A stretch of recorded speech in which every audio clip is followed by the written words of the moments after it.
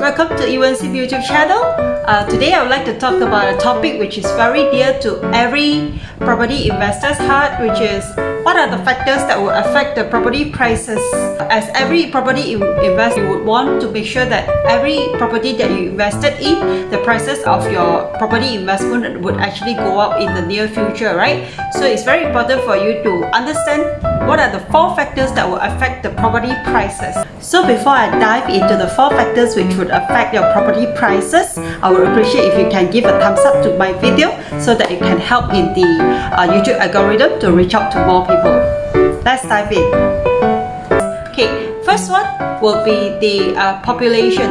When you invest in the property, make sure that you invested in the town where the population is increasing. That you see there are a lot of new people which are moving into this township, and there are a lot of job opportunities within the township itself, because as population grows, it means that there will be more increasing demand for housing as well. And when increased demand in housing, then definitely it will cause the property prices to go up when the demand actually exceeds the supply in the township itself. So number 1, very important, is to make sure that the township that you are investing in, the population is actually increasing. Because if you are investing in a township where the population is actually decreasing, it will eventually cause your property price to remain stagnant or at worst be declined.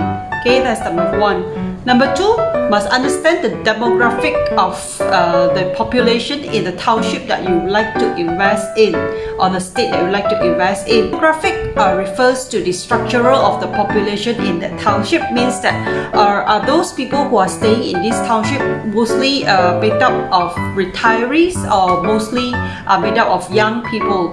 If mostly you see a lot of young adults are moving into this new township, it will mean that eventually all these young adults, they would set up their family, and they would need a place of their own to stay in future in order to start up their own family. And this would also translate to demand for property in that township itself.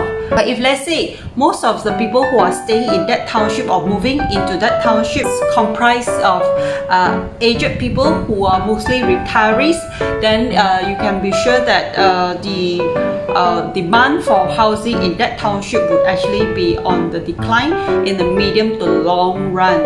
So if you want to invest in properties, try to avoid investing in township where the demographic of the population there are mostly consists of retiree.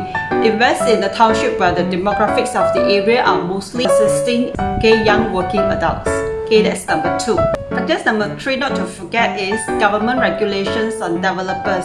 Generally, it costs more to produce a new house, which is why the existing house would actually appreciate in value. So when government do regulations on developer, for example, government has the power to regulate the density ratio allowed in the same plot of land. So if government were to reduce the density allowed in the same plot of land, this would actually translate to higher overall cost of development for that project itself, and the developer would eventually pass the cost down to consumer, resulting in higher property prices. Okay, and what are the other regulations that government would normally do, which is very popular in the market, which are some call it cooling measures, when the government want to cool off the property prices when they think that the property prices has overheated, or when a government want to stimulate the property market, then it would actually introduce regulations which actually stimulate the market, where some call it the stimulative policies. Okay, that's factor number 3. Okay, and the last factor will definitely be inflation. As we all know, inflation means the same amount of money that you have today would actually be able to buy you lesser items due to the loss in the purchasing power. And usually inflation is caused by higher supply of money in the market, and also higher credit available in the market. which would actually cause the inflation to shoot up high. Usually government can stimulate an economy activities by introducing different kind of policies like by reducing OPR, which result in the bank able to lend to the consumer at cheaper financing costs, or resulting in bank being able to give financing to the masses relatively easier.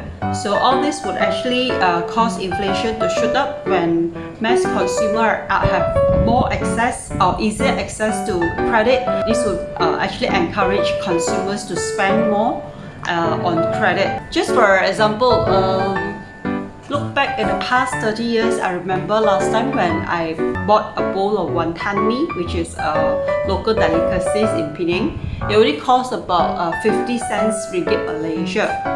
Today, fast forward 30 years later, a bowl of wonton mee is now $5. So you can see that's called inflation.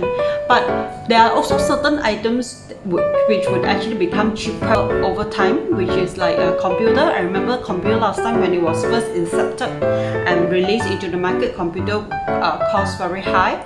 But then now, due to as more demands come into the market, it actually allows the manufacturer to actually manufacture it at a very high scale to a level where it actually achieves the economies of scale, which means that it's now become cheaper to produce the same item. So of course, another factor which would actually drive down prices in the medium run is stifling competition.